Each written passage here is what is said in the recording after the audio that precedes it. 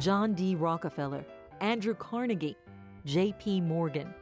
In the early part of the 20th century, a significant portion of America's wealth was clustered in the hands of a few families.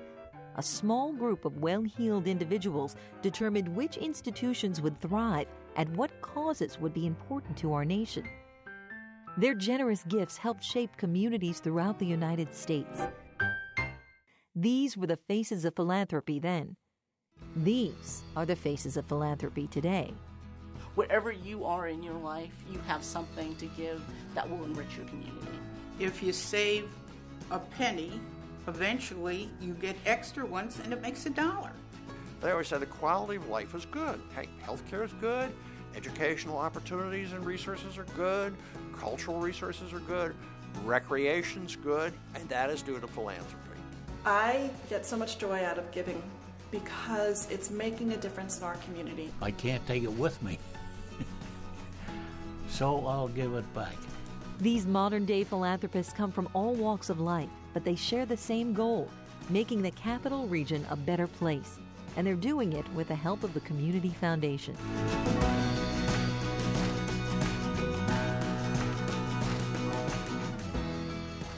Community Foundation really does three things, and it does it well. It gathers dollars from charitably inclined individuals. It grows them in a large pool of investments so that the best returns are attainable, and then it grants them out in the form of grants to the nonprofit community.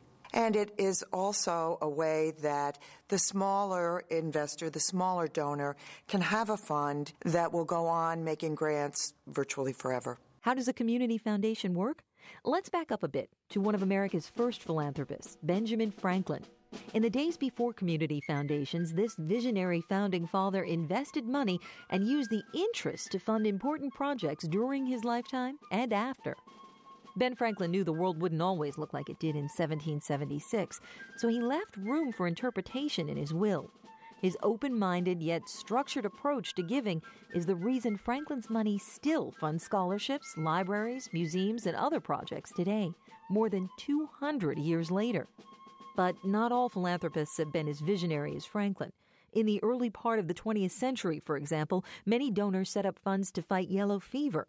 Millions of dollars were pledged to this effort, and when it was successful, trustees were left with a question: how should the money be used now? The decision was often left to bankers who, frankly, didn't want the responsibility, and as a result, the abandoned funds were often tied up for years or used in ways the donor never intended. Then, in 1914, Cleveland banker Frederick Goff had an idea. Goff pulled all the leftover charitable funds from his bank and set up a board of directors to distribute the money. Keeping in mind the original intent of the donors, the board used the money to tackle contemporary problems. The first community foundation was born. The idea caught on. By 1920, there were community foundations in about a dozen U.S. cities. By the time the polio vaccine was developed, money entrusted with community foundations to fight that disease could easily be shifted toward other purposes in line with the donor's intent, even if the donor was deceased. Today, there are more than 700 community foundations across the country. They manage $40 billion, distribute about $2 billion a year to charity, and make it easy for people from all walks of life to help others and improve their communities. For 40 years, the Community Foundation for the Greater Capital Region has been helping people make a difference one project at a time. People like Myra Patanian, who uses her community foundation fund for a scholarship in honor of her late husband, Joe. Oh my God, Joe was the salt of the earth. Everybody loved Joe. Joe got a malignant brain tumor, and he had to retire. He ran Latham Cleaners out in Latham. And when they had his retirement party, we took the money that he was given and started a scholarship fund for people going into business from Shaker High. I add money every month on my own, plus what I collect in bottles. I probably send them, maybe $110, $120, maybe $150 a month. I mean, that's not a lot of money. If you save a penny, eventually you get extra ones and it makes $1. So, I mean, every nickel adds up.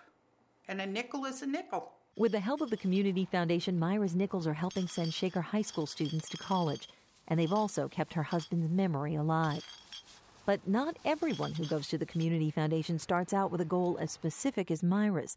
That's where Jackie Mahoney comes in. I have the best job at the Community Foundation because I get to work with the donors, and they come to me and they say, these are the different things we're interested in. And then I can help them find the different not-for-profits that are working on their interests. Because we're on the ground, because we're constantly doing site visits, because we're constantly in different meetings in the community, we're able to really have a hands-on approach on knowing what the needs are in our community. So we work with the not-for-profits to figure out where the money should go, and we try and pick the best programs and the best not-for-profits. When I started the Bender Family Foundation, I wanted to have a relationship with the Community Foundation for a number of reasons. They do all of our administrative work, and they really know the not-for-profit institutions of this region. And if they don't, they're willing and eager to learn more about them. Jackie Mahoney, their grants officer, attends all of our board meetings, and we ask for her advice on the stability, the problems, the effectiveness of programs of grant applicants. She handles all the administrative details. I do a lot of listening. I listen to the different interests that they have and where they might want to go with their funds. That's how Jackie helped real estate agent Elise Van Allen start her fund. The Community Foundation, as far as I'm concerned, is practically a staff, from my staff, to help me decide how it is that I want to make a difference in my community. I go to Jackie, I go to the Community Foundation, I talk to Jackie about my wants and needs as far as what difference I want to make in the community. She already knows the organizations that are out there to address those needs.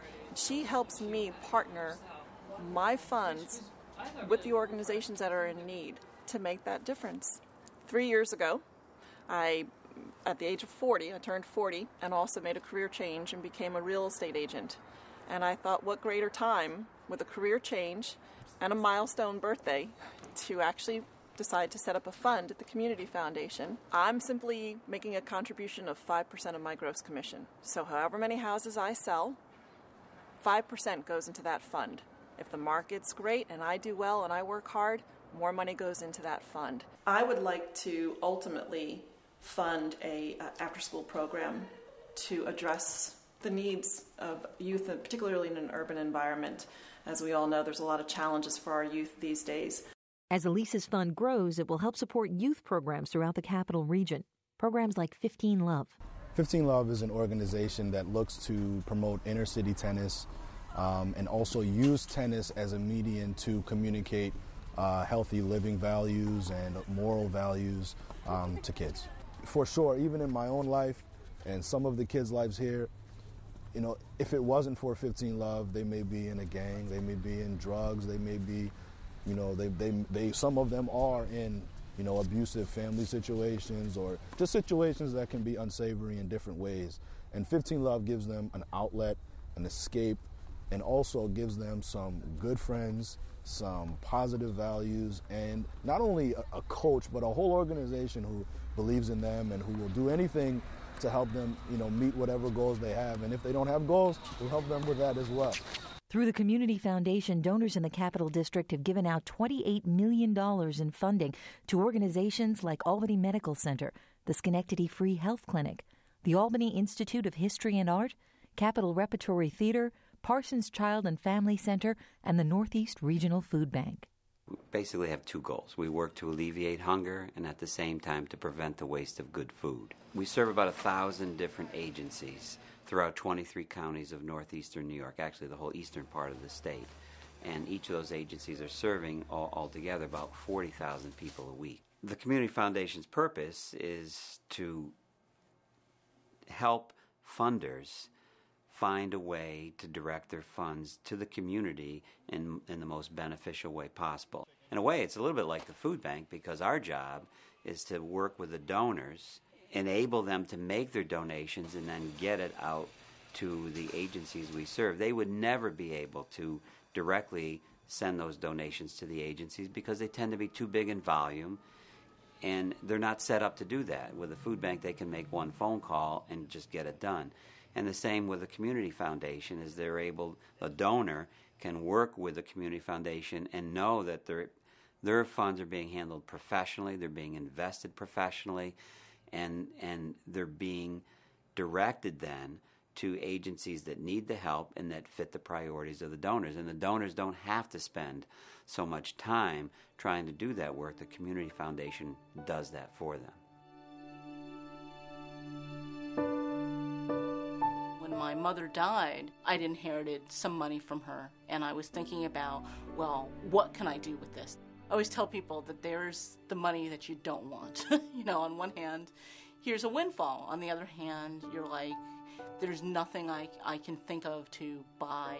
It wasn't life-changing money. It was a gift. And I wanted to do something with it that would really honor that gift. My mother was one of the most generous people you will ever have met. She was spontaneously generous. She was just an open and giving person, and I thought, this is what I can do. I can use this money to help people in her name. So once that money has been given to the community foundation, they set up the fund in the name, they invest the money. You can be, with donor advised funds, you can be as involved or not involved as you want with the disposition of the money. It redeems at least a little bit that loss. I feel like this is a good thing I can do in the world. And unabashedly, she did so many good things.